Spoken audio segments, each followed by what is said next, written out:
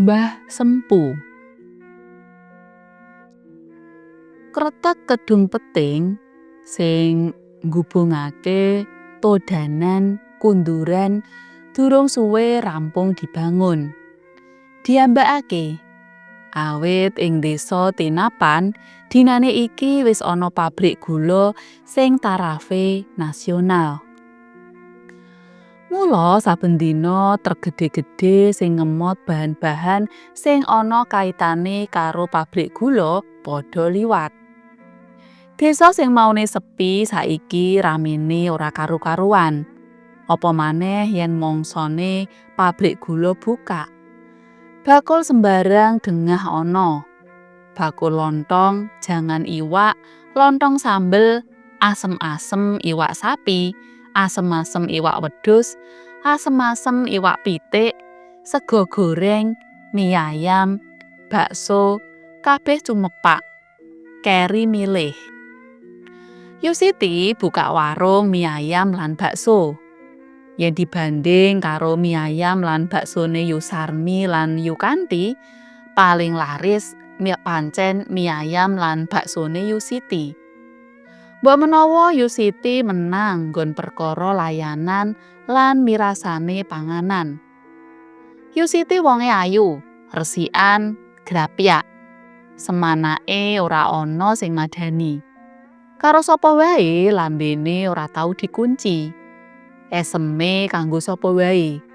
Ora mawang marang status sosial. Sugih mlarat, enom tuwa, lanang wedok kabeh digawe padha. Jam 09.00 bengi warunge Yusiti tutup. Targete didong kuwi entek gusis. Mie ayam 12 kilo, bakso 3 kilo, kuah 5 dandang entek. Duit maju mundur 1.200.000 kecekel tangan. Maju mundur bathi sing ditampa 750.000. Yusiti klecam-klecem, atine seneng. Upama saben dina sing tuku kaya dina iki mau, ya penak tenan uripe. Paling ora duit 20 yuta mlebu celengan saben sasine. Ning wong dodol kuwi ora mesti. Tegese kadang-kadang entek, kadang-kadang turah. Kang Narto bojone Yusiti nutup warung. Lawange digembok. Banjur marani plastik ireng wadah larahan sing diseleh ing iringan warunge. Tas plastik ireng gedhe dicandak, digawa menyang Yamaha bebek kawak. Tumpakane ditumpangake bodi ngarep sedel. Yamaha kawak di starter, terus dilakokake. Aku tak leren nggone Desurip, Kang.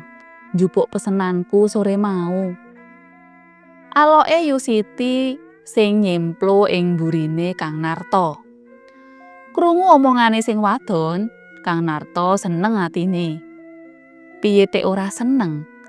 Lah wong ning nggone Desurip kuwi ngampiri jangan iwak pitik kampung. Masakane cocok karo selerane wong loro. Pedes asin kecampuran tewel enom. Yamaha kawak diendhekake ing ngarep warunge Desurip. Yusiti mudhun jumangkah mlebu warunge Desurip. Kang Narto banjur nglakokake Yamaha kawake tumuju marang kretek kedung peting. Buang larahan sing diwadahi tas plastik ireng gedhe. Ora mung dheweke tok sing buang larahan ing kretek kuwi, nanging kabeh bakul buang larahan ing kono. Merga saben larahan sing dibuang banjur tiba ing kali sing iline banter. Mula najan dadi panggonan buangan sampah, kretek kedung peting ora nggondo badhek utawa bacin awit uwuhe bablas kegawa banyu. Bengi iki Kang Narto ngrasa beda karo bengi sing uwis-uwis. Katon sepi. Ndadekake atine Kang Narto gembronjal deg-degan. Rada ana rasa wedi sithik. mung sithik. Mula anggone nglakokake Yamahakawae diterusake. Tekan panggonan biasane Yamaha dindekake, dijagrak, plastik ireng gedhe dicandak terus diangkat. Kang Narto jumangkah tumuju pinggir kretek. Tas plastik ireng wadah larahan diuncalake menyang kali ngisor kretek. Mak klekap. Kang Narto meneng. Ngresepi sing dideleng. Kok oleh mbuang plastik wadah larahan tiba ning emperan omah? Kok bisa? Lagi batin mergo ndeleng emperan omah sing diuncali larahan sak plastik ireng gedhe, ujug-ujug sing mak klelap dineleng wis ilang musna. Mripate diucek-ucek diambakake. Emperan omah sing maune katon saiki wis ora ana. Panggonan sing kanggo mbuang larahan kuwi suwung kaya biasane. Ning bareng eling mau lagi wae weruh emperan omah, Kang Narto dadi prindang-prinding gitoke. Mergo mrinding kuwi oleh baleni Yamahakawae mlaku mundur karo mripate menteleng nguwasake panggonan sing mau katon emperan omah. Terus wae Yamahakawa di starter. Mripate isih nguwasi panggonan sing maune ngetokake emperan omah. Rasa mrindinge ora ilang saka gitoke. Yamahakawa dilakokake alon-alon ninggal kretek kedung peting. Nalika ngendheki Yusiti ing warunge disurip, Kang Narto ora crita apa-apa. Batine Kang Narto mundhak malah meden-medeni bojone. Nanging kok yo coba tenan kedadean aneh sing dialami Kang Narto dik mau. Cobake wengi kuwi uga Yusiti ngrasa wedi. Wiwitane nalika bonceng saka warunge disurip.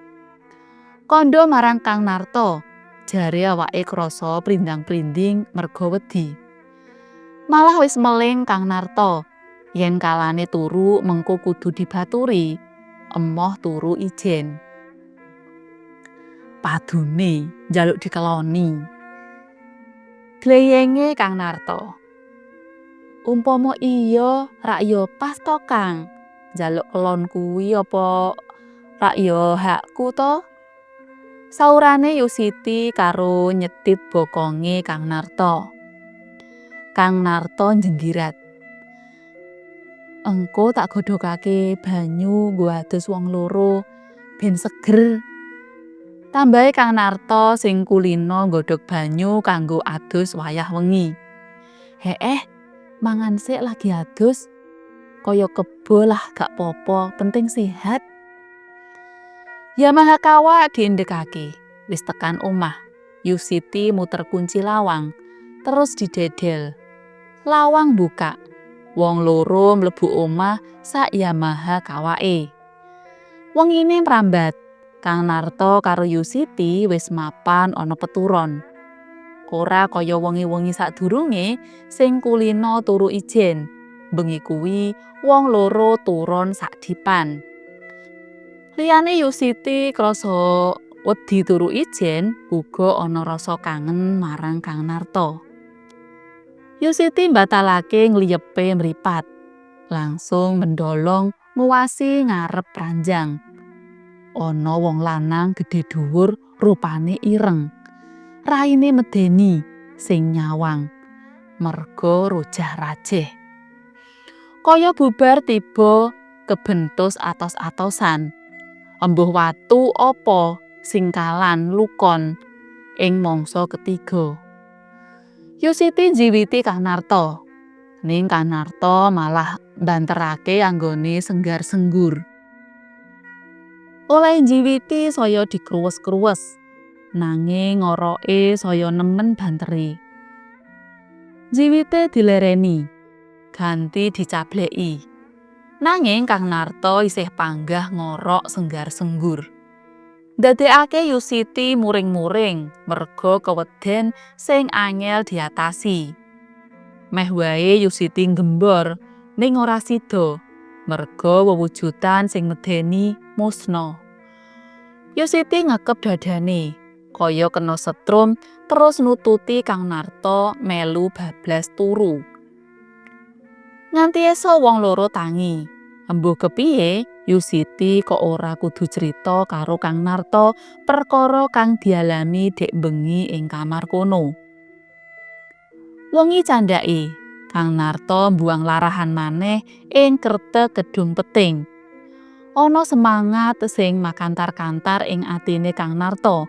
Kepengin meruhi maneh emperan omah ing kalane dheweke mbuang larahan dek wingi kae.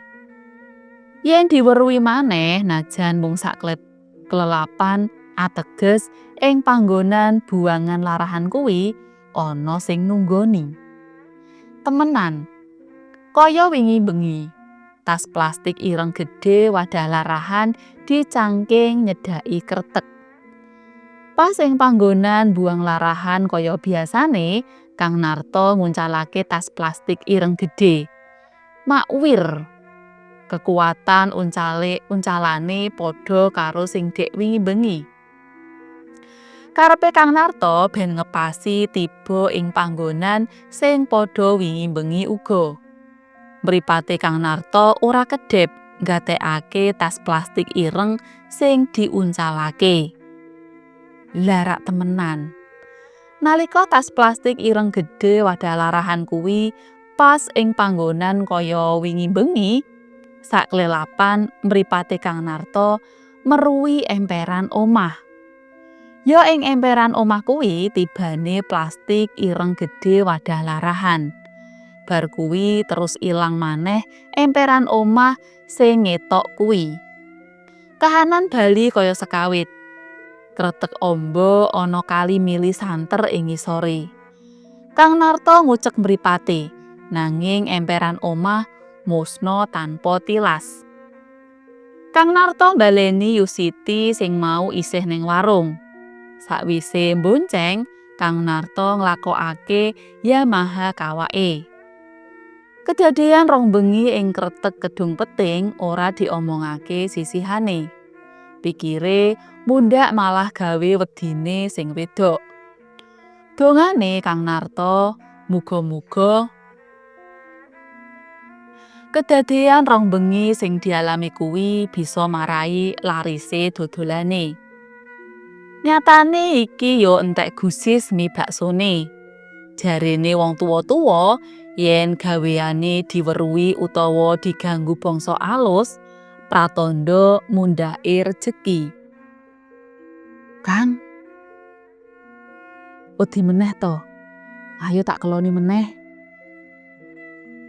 Lagi sak tembung sing metu saka tutuke Yusiti. Kang Narta wis nyemplung nglawer tur bener. Yusiti mesem. Pancen bener kok. Mbah gene Yusiti kok ndadak duwe rasa wedi. Kamangka sing uwis-uwis ya ora tau. Yusiti ngeling-eling kedadean wingi bengi sing isih disimpen dhewe. Lah, bengi iki semono uga. Nalika mripate ngliyep ora betah ngempet ngantuk, dumadakan ngebyar padhang meruhi wewujudan persis kaya wingi bengi. Ana wong lanang gedhe dhuwur rupane ireng, raine rojah-rajeh gegilani. Yusiti ngewel, jiwiti sisihane. Kaya wingi bengi, dijiwiti ora tangi, malah ngoroke sing banter senggar-senggur. Dicableki ketas-ketes. Ya ora nglilir. Banjur Yusiti arep bengok. Ning kaya wingi bengi uga wewujudan lanang ireng medeni ilang saka pandulune. Yusiti batal bengok. Nekep dadane terus turu ngleketer kaya Kang Narta sing senggar-senggur kawit mau. Adzan subuh saka langgare wak kaji dul nangekake Yusiti lan Kang Narta. Lelorone pandeng-pandengan. "Ana apa, Kang?" takonane Yusiti. "Awakmu gak ngimpi?" Yusiti njengkerutake alise. Tek takon ngimpi, mongko biasane ora tau takon. Tarah yo arang banget ngimpi. Awak kesel mergane ora leren sedina muput, turune angkler. "Jenengan yo ngimpi?" Yusiti balekake pitakon. Sing lanang mantuk. "Ngimpi apa, Kang?" "Engko ndang padha karo ngimpiku." "Awakmu ngimpi apa?" takone Kang Narto. Banjur Yusiti crita impene. "Aku dipethuki wong lanang ireng gedhe dhuwur, raine rojah-rajih medeni. Ngakune karan Mbah Sempu. Pesen marang aku supaya ngandani kanca-kanca bakul wiwit dina sesuk ora kena mbuang larahan ing Kretek Kedung Peting." "Lho, kok persis karo ngimpiku? Ngimpiku ya ngono." Celatune Kang Narto sakwise sisihane rampung nyritakake ngimpine. Yusiti ndomblong. "Persis, Kang." Kang Narto mantuk. "Terus piye? Perintahe kuwi dinyangi apa ora?" takone Yusiti. "Engko tak kandhanani kanca-kanca bakul." "Halah, gak usah, Kang. Mundhak diarani stres, moh aku ngandani. Sing penting awake dhewe aja mbuang larahan ning kono." Sidane kesepakatan kuwi sing ditindakake. Emoh ngandani kanca bakul, uga emoh mbuang larahan ing Kretek Kedung Peting. Kanca bakul liyane isih biasa, isih mbuang larahan ing Kretek Kedung Peting.